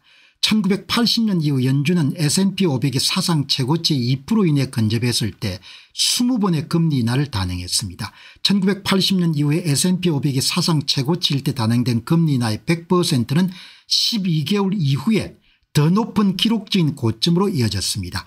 이번 금리 인하는 1990년대 이후 가장 큰 기술혁명인 AI 혁명 한가운데 이루어지고 있습니다. 1996년 S&P 500이 사상 최고치일 때 단행된 금리 인하는 12개월 만에 무려 22%의 주가를 끌어올렸습니다. 수요일은 거는 물가 인플레이션이 2.9%인 상황에서 30년 이상 만에 처음으로 미 연준이 금리를 인하하는 날이 될 것입니다. 미 연준은 AI 혁명에 로켓 연료를 추가하려는 것 같습니다. 여러분 제가 추가적인 설명 안 하더라도 무슨 이야기인 줄 알겠죠. 주가가 어마어마하게 뛸 것 같다는 거죠. 그리고 금리 인하를 하고 나서 한 달 정도는 조금 이렇게 부침이 있을 것 같다. 그때가 매수하기 굉장히 좋은 기회 같다. 이렇게 이야기하지 않습니까? 그리고 물가가 상당히 여러분들 뛸 것 같다. 그 이야기를 여러분들 정리를 오늘 굉장히 중요한 오늘 투자 부분의 전체적인 틀을 이렇게 이해하는 방송입니다. 이거 여러분들 대충 들으신 분들은 이 파트 한 번 더 이런 복습하셔 가지고 전체 틀을 딱 여러분들이 장악하고 계시면은 한국 정시에 투자하는 것도 거의 비슷할 테니까 미국 정시하고 하스라 이런 전체적인 그림을 갖고 여러분이 세부적인 내용들을 다 정리하셔 가지고 승리하는 투자 하시기 바랍니다. 자, 다음 여러분들 보시기 바랍니다. 훌륭한 주식 목록. 우리는 계속 공부를 하는 겁니다. 공병호 TV는 성장하는 방송, 학습하는 방송, 부자되는 방송입니다. 공부하는 겁니다. 대충 때우지 않고 매일매일 나아지는 겁니다. 매일매일 나아지는 겁니다. 오늘은 그러면은 다음에 여유가 있어 가지고 내가 미 증시에서 개별 주식을 매입해야 되면 어떤 주식을 매입해야 되겠느냐. 정권 방송을 들어가면 뭐 이걸 사라 저걸 사라 이런 이야기가 나오는데 뭘 사야 되겠느냐. 이때 이런 중요한 것은 가장 베테랑들 우수한 인재들이 미국 주식 가운데 어떤 주식이 훌륭한 주식이냐고 이런 정의했는 걸 그냥 보면 되는 거죠. 우리가 여러분 그걸 다 일일이 변별할 수 있는 그런 능력이나 시간이 없으니까 오늘 굉장히 중요한 정보가 나온 겁니다. 스위스 국립은행에서 미국 주식을 엄청나게 많이 갖고 있네요. 1670억 불을 갖고 있는 겁니다. 스위스의 국내 총생산의 18%, 그 중에서 이런 25%를 미국 주식을 갖고 있는 겁니다. 아주 귀한 정보입니다. 스위스 중앙은행은 다른 중앙은행과 마찬가지로 대단히 보수적일 겁니다. 이 사람들이 리서치를 해가지고 미국에서 진짜 좋은 주식이 뭔가를 찾아놓은 겁니다. 이런 정보가 대단히 여러분 소중한 정보인 겁니다. 만일 다음에 우리가 여유가 생겨가지고 개인적으로 ETF 투자 미국 상장 ETF 여러분들 주식이 어느 정도 기반을 잡고 나면은 개별 주식을 내가 투자한다면 어디에 투자해야 되겠느냐. 여기 여러분들 딱 나오는 겁니다. 자 보시죠. 스위스 국립은행은 1670억 달러 하나 약 230조 규모의 미국 주식 포트폴리오 보유가 있어. 얼마나 나라가 야무입니까. 야무지다는 거죠. 공짜로 돈 준다고 할 때 이런 사람들이 국민 투표할 때 다 거부한 나라가 스위스지 않습니까. 스위스가 이런 중앙은행이 외환 보유고로서 미국 여러분들 주식을 갖고 있는 겁니다. 주식에 따라서 계속 외환 보유가 늘어날 거 아닙니까. 얼마나 야무입니까. 여의도에 있는 국회의원들아 좀 배워라 이런 거 보고 야무진 나라가 어떻게 사는지. 노르웨이 매년 재산 이름 10% 이상 불어나지 않습니까. 나라의 국부가. 스위스 매년 10% 이상 불어나도록 미국의 테크 주식을 갖고 있는 겁니다. 그 포트폴리오 가운데 25%가 딱 5개 주식에 집중되어 있는 겁니다.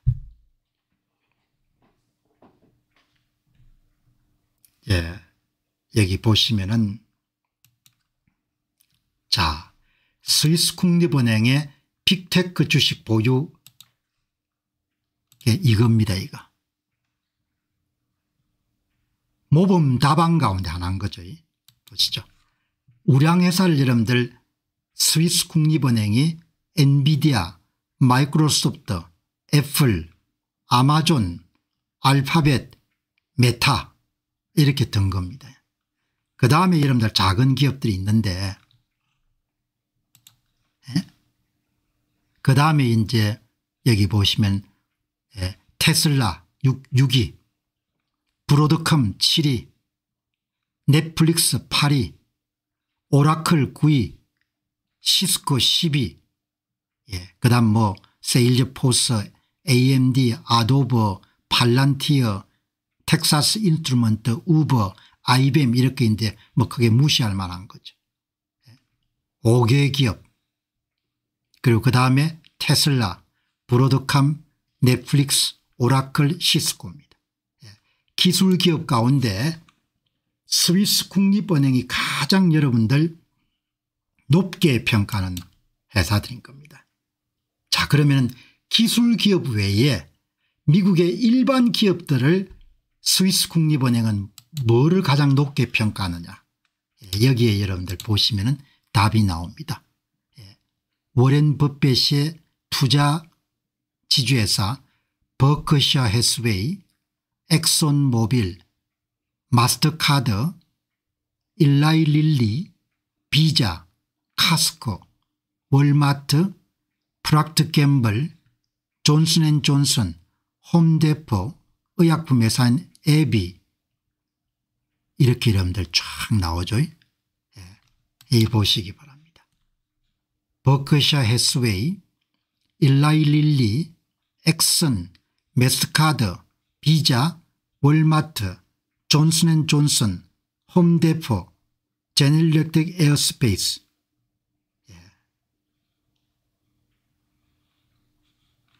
여기 오늘 미국이 금리를 내리기 시작할 때 조심해야 됩니다.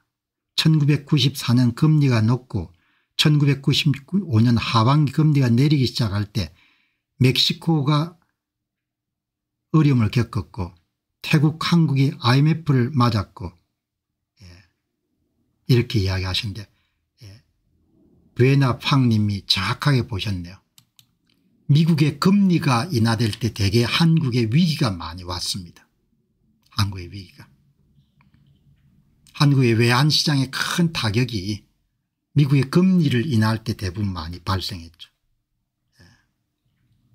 아주 여러분 소중한 정보입니다. 오늘 이 두 개, 스위스 국립은행이 미국의 테크 주식을 얼마를 갖고 있는지, 그 다음에 이런 기업들이 대개 이제 개별 종목으로 투자할 만한 그런 종목입니다. 여러분 나온 김에 비교해 보시죠. 노르웨이 국부펀드를 비교해 보면 그대로 답이 나옵니다. 노르웨이 국부펀드. 자, 여러분 여기 보시면은 이게 노르웨이 국부펀드 목록입니다. 이번에 넷플릭스가 들어가 있네요. 넷플릭스. 그 세계 최고의 펀드인 노르웨이 국부펀드의 미국의 빅테크 기업의 여러분들 보유 현황인 겁니다. 최신 자료입니다. 2025년도 2분기 2분기입니다. 그러니까 대충 개별 주식들은 이런 주식들을 사모으면 되는 겁니다. 이런 주식을. 여러분 이게 엔비디아, 이게 여러분들 노르웨이 국부펀드, 오른쪽이 스위스 국립은행의 보유 현황입니다. 대략 비슷합니다. 대략. 지난해하고 이런 큰 차이는 넷플릭스가 들어가 있네요. 지난해에 들어가 있던 대만 반도체 TSMC가 빠지고 넷플릭스가 들어갔네요. 이렇게 보시죠. 다음에 여러분들 노르웨이 국부펀드가 미국 기타 주식을 가장 많이 보유하고 있는 것이 모범 답안이 될 수가 있는 거죠. 노르웨이 국부펀드 주요 미국 비기술 보유주 JP모간, 일라일릴리, 버크셔 해스웨이, 메스카드, 비자, 엑슨모바일, 오라클, 월마트, 존슨앤존슨, 카스코. 여기 오라클은 되게 기술주에 많이 포함되는데 여기서는 비기술주에 포함을 시켰네. 소프트웨어로 포함을 시켰네. 그러니까 오늘 이걸 여러분 소개하는 것은 ETF 대신에 개별 기술주를 계속해서 사서 모아야겠다, 혹은 일반 기술주를, 일반 주식을 사서 모아야겠다. 미국 증시에서 그렇게 되면은 이 스위스 국립은행이 투자한 거, 노르웨이 국부펀드가 투자한 것을 참조하게 되면은, 그러면은 여러분들이 다 이렇게 도움을 받을 수가 있는 거죠. 이렇게 숫자라는 게 이렇게 중요한 겁니다. 여러분 참조를 이렇게 하시면 좋겠습니다. 자, 그럼 이제 다음은 우리는 지금 부자 되는 방송을 하는 겁니다. 훌륭한 ETF가 어떤 ETF냐, 한눈에 파악할 수 있는 방법을 오늘 또 한번 보시죠. 이번에도 이제 어제 들어가 보니까 이 젊은 전문가께서 ETF 인베스트먼트라는 코너를 운영하는 젊은 전문가가 아주 여러분들 일목요연하게 일반인들이 미국 상장 ETF 투자할 때 여러분들 길잡이를 이렇게 제시를 했네요. 보시죠. 미국 시장에 4,300개 이상 이런 상품이 나와 있고 수많은 자산운용사가 있는데 대표 주자를 4가지만 고르면 ETF에서 뱅가드, 아이시얼스, 스테이트 스트리트, 찰스 스왑 이렇게 4개 회사로 들었네요. 여기 이제 피델리티까지 들어갔으면 좋겠는데 피델리티는 아마 공간 때문에 뺀 것 같습니다. 그 미국의 가장 우량 자산운용사 4개입니다. 4개. 그 대표적인 그런 회사들이죠. 여기 뱅가드, 아이쉘스, 스테이트 스트리트, 찰스 스왑. 우리가 ETF 투자를 하더라도 알면 알수록 더 정확하게 할 수가 있지 않습니까? 아주 간단한 이런 테이블 하나를 가지고 전체를 다 볼 수가 있는 겁니다. 여기 보시게 되면은 전 세계 시장에 이런 투자를 하고 싶다. 그렇게 하면 VT 가장 이쪽에 투자를 하면 되고 세 개 중에 하나를 고르게 되면 그다음에 미국 주식시장 전부에 대한 투자를 하고 싶다. 그럼 VTI 괜찮은 상품이죠. 그다음에 SCHB 괜찮은 상품이죠. 그다음 미국 시장을 제외한 글로벌 시장에 투자하고 싶다. VXUS 많이 투자하죠. 대형주에 투자하고 싶다. VOO, IVV, SPLG, SCHX. 이 대형주가 뭡니까? S&P 500에 투자하는 겁니다. 이 중에 운용수수료가 가장 싼 펀드가 0.02%인 SPLG죠. 많이 추천한 겁니다. 그다음에 중형기업에 투자하고 싶다. VO, IJH, VMDY, SCHM. 소형주에 투자하고 싶다. VB, IJR, SPSM, SCHA. 미국의 성장 주식에 투자하고 싶다. 강력하게 추천한 거죠. VUG 추천, IVW, SPYG 추천, SCHG 강추천. 그다음 미국의 가치주에 투자하고 싶다. VTV, SCHV. 미국의 배당주에 투자하고 싶다. VYM 한국인이 많이 투자하는 쉬더, SCHD. 그죠? 얼마나 이런 간단 명료하게 좋은 시대입니다. 돈은 일단 여러분 이민을 보낼 수가 있으니까 어마어마한 시대가 된 겁니다. 그죠? 진짜 고맙네요. ETF 인베스트먼트를 운영하는 이 젊은 분이 그냥 슬라이드 한 장으로 전체를 다 알 수 있게끔 이렇게 공개를 한 겁니다. 그러니까 본인이 일단 투자하고 싶은 대상만 결정하게 되면은 4개의 상품 가운데 하나를 선택하게 되면은 별로 차이가 안 난다 이야기죠. 자, 여기 보시죠. 운용수수료입니다. 운용수수료. 다 여러분들 그냥 0.01, 0.02 패시브 펀드이기 때문에 미국 전체 주식을 투자하고 싶으면은 다우존스 S&P 500을 포함해 가지고 VTI 0.03%를 사면 되죠. 혹은 SCHB 0.03%를 사면 되는 겁니다. 미국의 대형주 S&P 500개 전부 다 투자하는 것은 VOO, IVV, SPLG, SCH입니다. 2개 상품이 괜찮죠. 가장 싼 수수료는 SPLG입니다. 중형주, 소형주, 성장주. 제가 가장 여러분들 좋아하는 SCHG가 0.04% 다 같습니다. VUG 뱅가드 제품이고 SPYG 스테이트 스트리트 제품이고 찰스 스왑 SCHG 이렇게 이름 들어가는 거죠. 그다음에 배당주를 하려고 하면은 한국인들이 가장 많이 투자하는 쉬더 SCHD 뭐 0.0 이렇게 크게 차이 안 납니다. 연평균 성장률 이 기준이 굉장히 중요하죠. 연평균 성장률 보시기 바랍니다. 연평균 성장률을 보게 되면 역시 글로스 ETF 성장 ETF에 투자를 해야 되는 거죠. 뱅가드 15.93% 찰스 스왑의 SCHG 15.91%입니다. 그게 초심자가 미국 상장 ETF를 투자해야겠다. 그렇게 하면 그냥 뱅가드 제품을 사든지 찰스 스왑 제품을 사면 되는 거죠. 성장 또 성장인 거죠. 성장 여기 연평균 수익률이 그대로 나오지 않습니까? 10년 동안 연평균 1년에 연평균 성장률. 여러분 이 보시기 바랍니다. 성장주의 15%면 매년 자기가 100만 원을 투자했는데 100만 원이면 15% 복리로 계속 늘어난다고 생각해 보시기 바랍니다. 돈이 얼마나 빨리 불어나겠습니까? 여러분 뭐 힘들다 하지만 대단한 시대에 난 겁니다. 왜냐하면은 돈을 이민을 보낼 수 있으니까.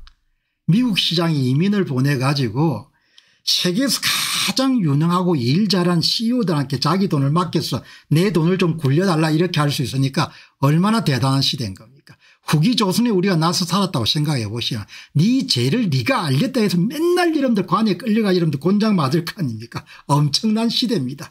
그러니까 자기가 살고 있는 시대가 갖고 있는 의미를 정확하게 이해를 해야 그래야 낙관주의를 가질 수 있는 거죠. 정치가 개판을 치고 하는 것은 뭐 불행하고 여러분들 해결해야 될 겁니다. 그럼에도 불구하고 뭐죠? 돈을 내보낼 수 있는 돈을 자기 피 같은 돈을 자기 몸은 여러분들 서울에 있지만 피 같은 돈을 뭐죠? 보내가지고 전 세계 가장 유능한 엔비디아의 여러분들 이런 SCHG면 엔비디아가 한 여러분들 한 얼마나 갖고 있을까 7, 8% 갖고 있으면 그럼 젠슨 황케 일을 시키는 겁니다. 젠슨 황케. 엔비디아의 CEO인 젠슨 황이 이런 죽어라 일을 하도록 만들어서 그 과실을 나누어 가지는 거죠. 성장주. 다음 선택하시면 대형주. 다음 선택하시면 미국 전체 주식. 그렇게 순서로. 한여름도 5년 정도 해보면 복리 효과가 얼마나 한 것은 그냥 머릿속에 확 바뀔 거 아닙니까. 돈이 어떻게 불어나는지 5년까지 갈 필요가 없습니다. 한 3년만 하더라도 뭡니까. 야 이게 컴파운딩 이펙트라는 것이 복리 효과라는 것이 얼마나 위대한지를 다 깨우치게 되는 거죠. 그죠? 여러분 그냥 눈 감고 딱 찍습니다. 눈 뜨고 찍으시기 바랍니다. 성장주가 1순위 2순위가 대형주 S&P 500에 투자하는 것 3순위가 미국 주식 토탈 마켓 투자하는 것 이렇게 여러분들 3단계로 나누어서 여러분 선택하시면 도움이 될 겁니다. 훌륭한 ETF입니다. 좋은 시대 난 겁니다. 자 여러분 오늘 제가 그동안 많이 정리한 여기서 선택하면 된다 이야기죠. 여기서 뭐 공부하고 할 필요가 없는 겁니다. 뭐 혼자 밖에 여러분 해봐야 그 시간 놓으시고 공병과 이름 다 조사해 가지고 여러분한테 다 공개하는 거니까 여기서 이름 우선 뭡니까 성장주 1등 다음에 S&P 500 그다음에 시장 전체 딱 그대로 정리해놨네. 1등 2등 3등 우선순위. 그다음에 이제 더 여러분 여유가 있으면 기술주 섹터 투자 반도체 섹터 투자하면 되는 겁니다. 그죠? 지금 이제 금 ETF에 관심을 많이 가지는데 오늘 이 금 ETF를 정리해놨네. 반에크 지금은 너무 많이 올랐습니다. 언론들이 다 금 ETF 할 때는 그때는 들어가면 안 되는 거죠. 저 같으면 안 들어갈 건데 용감하신 분들 들어가겠죠. 이 대형 건강에 투자하는 반에크의 GDX 금광 ETF 중소형 건강에 투자하는 반에크의 GDXJ 그다음 블랙록에서도 운영을 하네요. 참조를 하시기 바랍니다. 자 그럼 그 다음에 지금이라도 주식을 사야 되냐. 이제 추격 매수를 하는 거죠. 추격 매수를. 오늘 여러분들 한 경제신문을 보니까 기사가 이런 게 나옵니다. 지금이라도 사야 되나 주가 불기둥에 술렁거리다 이런 기사가 나왔습니다. 주가가 여러분들 어마어마하게 뛰는 모양입니다. 외국인들이 많이 사는 모양입니다. SK하이닉스 35만 원 돌파 39만 원도 가능하다 이렇게 해가지고 엄청나게 뛰었네요. 이렇게 1개월 동안 30% 뛴 겁니다. 삼성전자는 좀 적게 뛰었는데 이게 이제 많이 뛰었다는 것은 미국의 반도체 섹터 투자 SMH가 이런다 한 1개월 동안 3%밖에 안 뛰었거든요. 근데 SK하이닉스 10배 정도 뛴 겁니다. 그리고 지난 1개월 동안 미국의 S&P 500 가장 수수료가 싼 SPLG 같은 경우에 2.63%밖에 안 되는데 이렇게 여러분들 너무 많이 뛴 겁니다. 이렇게. 이때 이제 뛰어들어야 되느냐 이 이야기를 하는 겁니다. 33만 원대에서 거래를 시작한 SK하이닉스는 장중 7% 가까이 오르며 35만 4천 원까지 치솟았다. 시가총액이 255조 원을 돌파했다. 외국인의 자금이 주가를 끌어올리고 있다. 정근가에서 낙관하고 있다. 그래 돈 넣어야 되냐. 이거 이름 보면은 너무 많이 올랐다는 생각이 들거든요. 근데 제가 뭐 주가 전문가가 아니니까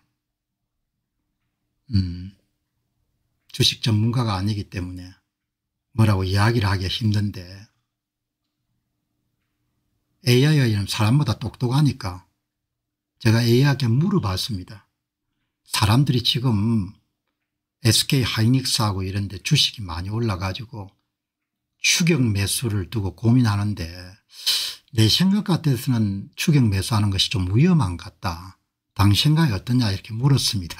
칼같이 이야기해 줍니다. 최근 주식시장의 흐름은 금리 인하에 대한 기대로 인해 상승세를 보이고 있습니다. 그러나 추가 추격 매수는 신중하게 접근해야 될 것입니다. 금리 인하가 주식시장에 긍정적인 영향을 미치는 건 사실이지만 이미 주가에 어느 정도 반영된 경우가 많습니다. 금리 인하와 주가 상승은 뭐 미국뿐만 아니고 미국이 시작하게 되면 다른 나라들도 경쟁적으로 금리를 낮출 것이기 때문에 주식 가격에 영향을 긍정적으로 미치는 건 사실인데 현재 주식시장은 이미 금리 인하를 상당 부분 가격에 반영하고 있습니다. 만약 실제 금리 인하 폭이 시장의 기대에 미치지 못하거나 금리 인하 속도가 늦춰지면 주식시장은 오히려 실망감으로 인해 조정을 받을 수 있을 것입니다. 추가적인 상승도 있을 수 있겠지만 고점 매수할 수 있는 위험이 높다는 거죠. 충분한 분석 없이 시장의 분위기에 휩쓸려 투자 결정을 내린 것은 장기적인 관점이 위험합니다. 충분한 분석 같은 거 필요 없이 그냥 지금 완전히 추격 매수니까. 금리 인하 시기에는 기대와 현실의 차이로 인해 시장의 변동성이 커질 수가 있습니다. 여러분 AI한테 질문을 던진 겁니다. 내가 직접 말씀드리기보다도 꼭 사겠다고 하면은 나누어 가지고 분할 매수하시는 것도 생각해 보시기 바랍니다. 이렇게 이야기를 합니다. 참조하시기 바랍니다.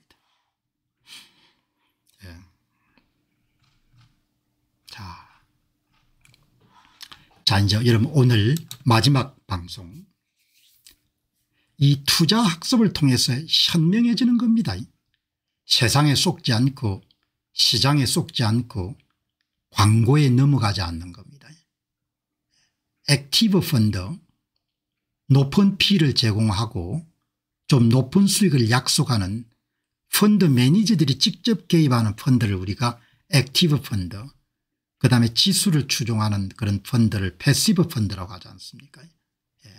이 액티브 펀드는 좀 있어 보이죠. 오늘 여러분들 한 경제신문에 액티브 ETF가 이런 값을 한다. 5년 사이에 순자산이 40배 커졌다. 2021년도에 액티브 펀드가 42개인데 2025년도에 274개가 된 겁니다. 자산 운용사 입장에서는 액티브 펀드가 훨씬 더 남는 장사죠.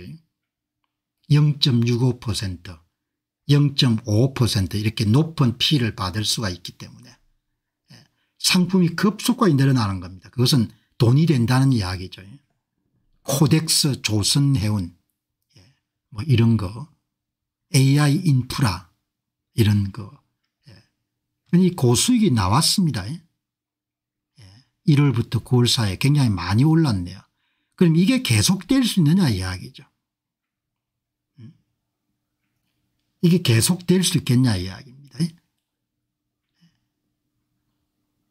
친환경 조선해우 코덱스 이거 뭐 근사하지 않습니까? 마케팅 측면에서 친환경 조선해운이라고 하니까.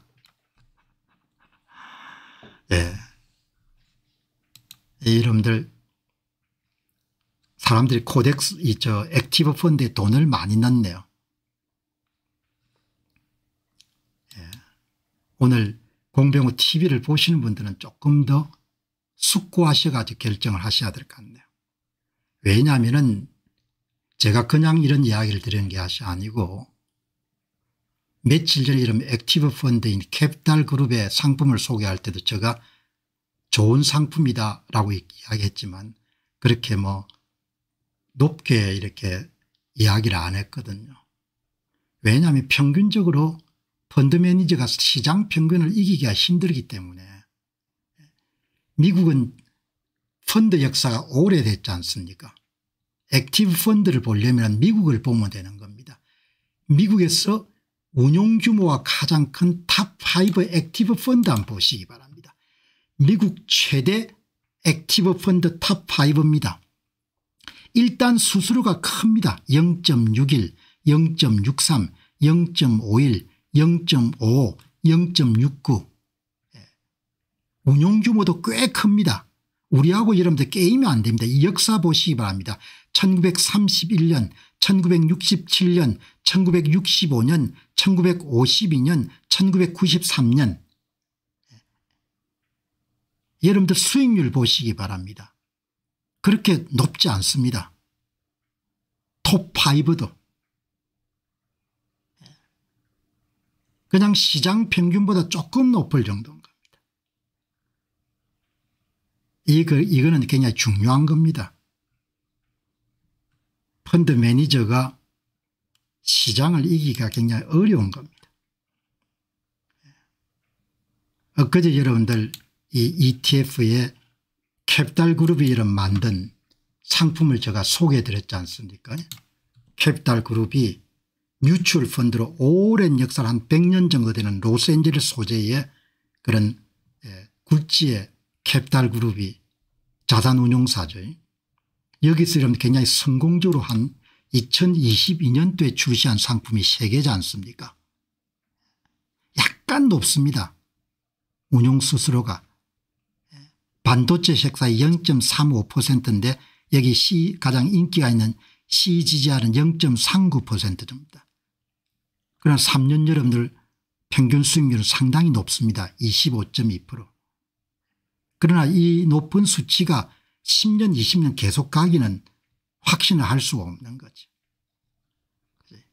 이게 아주 전형적인 액티브 펀드 중에 비교적 운용을 잘한 2022년도에 출시돼 가지고 상당히 자리를 잡은 그런 펀드입니다. 그지? 복을 벵가드를 만든 복을 이야기는 지금도 진리라고 보거든요. 시장 평균을 이기기가 힘들다는 거죠. 그죠?